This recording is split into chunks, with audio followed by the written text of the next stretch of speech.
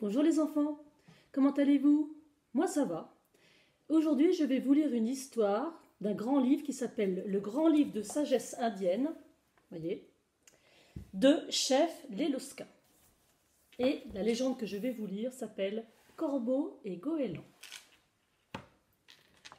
Goéland mourait d'envie de posséder la lumière du jour et de la garder pour lui tout seul. Alors il fit appel à son Dlougui, son esprit gardien, afin que celui-ci l'aide à la capturer. Lorsqu'il posséda la lumière, il en fit une boule, l'emporta dans sa maison et l'enferma dans un grand coffre en bois. Dès qu'il rabattit le lourd couvercle, le monde se trouva plongé dans la nuit la plus longue et la plus noire de tous les temps. Les animaux avançaient à l'aveuglette dans l'obscurité. Il leur fallait tâtonner pour trouver leur chemin, et il leur était impossible de chercher leur nourriture.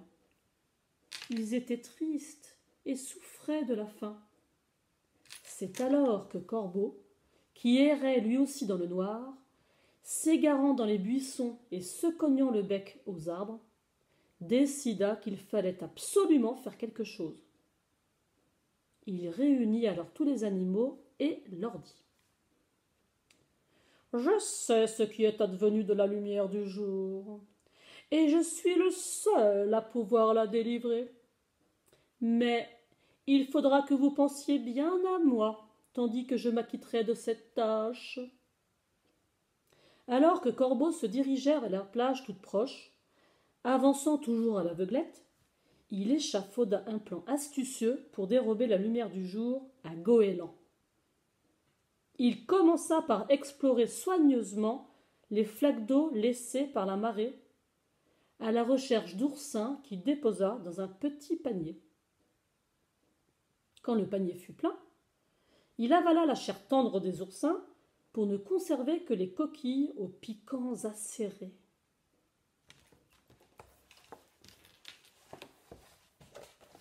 Voilà Corbeau et voilà Goéland. Vous voyez, on voit les petits oursins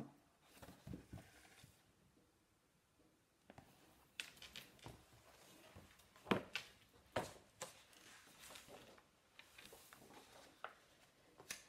Puis il continua son chemin à tâtons dans le noir vers la maison de Goéland. Arrivé devant la porte, il cria d'une voix forte : « Croa ! Croa ! C'est moi, Corbeau. Sors donc, Goéland, vieil ami, et viens me saluer. »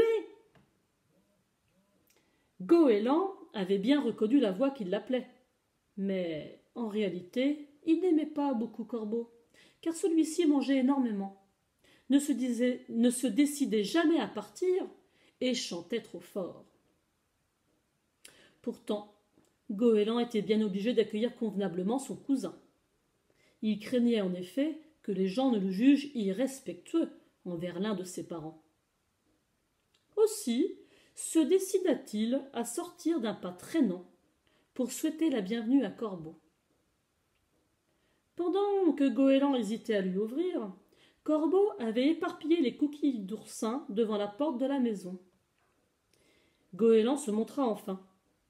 Il posa l'une de ses grandes pattes plates sur les piquants pointus dispersés sur le sol. « Oh, oh, oh !» cria-t-il tout en écrasant les oursins avec son autre patte. Il se précipita à l'intérieur de la maison en hurlant : « Oh, mes pattes, mes pauvres, pauvres pattes! Oh, elles me font mal, tellement mal !» Enjambant les oursins, Corbeau se faufila à son tour dans la maison. « Qu'as-tu, mon cher cousin ? » demanda-t-il. « Oh, mes pattes, mes pauvres, pauvres pattes ! Oh, elles me font mal, tellement mal !» continuait à crier Goéland en sautillant. « Laisse-moi t'aider, dit Corbeau d'une voix enjôleuse, tout en attrapant Goéland par ses pattes maigrichonnes. Même dans le noir, je ris parce que j'ai mon chat qui était inquiet par mes cris. Voilà. Même dans le noir, je devine que tu as quelque chose enfoncé dans tes pattes. » « ça fait mal, si mal, gémit-il. Si seulement j'avais un couteau, je pourrais te soulager, dit Corbeau, en souriant malicieusement. Tiens, prends ceci, cria Goéland en lui tendant le petit couteau en coquillage qu'il portait toujours autour du cou. Corbeau retourna vivement Goéland sur le dos et commença à fouiller brutalement sa patte avec le couteau. Goéland poussa un hurlement et battit des selles jusqu'à ce que la maison soit remplie de plumes. Oh, mes pauvres pattes, elles me font mal, tellement mal. Si j'avais un peu plus de lumière, je travaillerais beaucoup mieux, dit Corbeau, qui feignait d'être irrité. Là-bas, gémit Goéland d'un ton rauque, en tendant son aile dans la direction du grand coffre en bois. Ouvre-le, ouvre ce coffre, mais un tout petit peu seulement. Corbeau se précipita vers le coffre et souleva le couvercle jusqu'à ce qu'un éclair de lumière jaillisse dans la pièce. Et il s'empressa de fouiller de nouveau la patte de Goéland. Goéland se remit à hurler. « Mes pattes, elles me font mal, tellement mal !»« Avec un peu plus de lumière, je travaillerai plus vite, et j'en aurai bientôt fini, » lança le rusé Corbeau. « Ouvre un peu plus le coffre !» souffla Goéland, qui souffrait tant. « Mais fais bien attention de ne pas laisser la lumière du jour s'échapper !» Corbeau retourna auprès du coffre, souleva le couvercle, et aussitôt, la pièce devint un peu plus claire. Puis, il se dépêcha de reprendre son travail, retirant quelques piquants de la patte de Goéland. « Oh, ça fait mal, ça fait si mal !» se plaignait Goéland.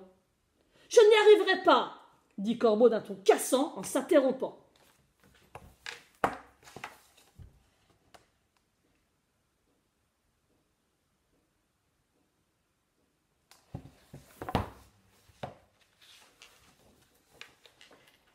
Il n'y a pas assez de lumière pour voir tous les piquants qui sont plantés dans tes pattes. Ouvre le coffre en grand, râla Goéland, épuisé, la voix enrouée d'avoir trop hurlé. Corbeau se rua à travers la pièce, ouvrit grand le coffre et regarda tout heureux la lumière du jour en jaillir. Le monde était de nouveau beau et lumineux. Le peuple des animaux était ravi. Corbeau avait abusé ce vieux Goéland et rendu sa liberté à la lumière du jour. Et qu'advint-il de Goéland ? Ses pattes ne se remirent jamais tout à fait des piqûres d'oursin. Aujourd'hui encore, si vous vous asseyez sur une plage, vous pourrez le voir marcher comme si ses pattes le faisaient souffrir, et vous l'entendrez aussi se lamenter. Kiaou ! Kiaou ! Car il ne se console toujours pas d'avoir perdu sa précieuse lumière du jour. Regardez, voilà, ce très beau corbeau qui a rendu la lumière du jour au monde entier. Voilà.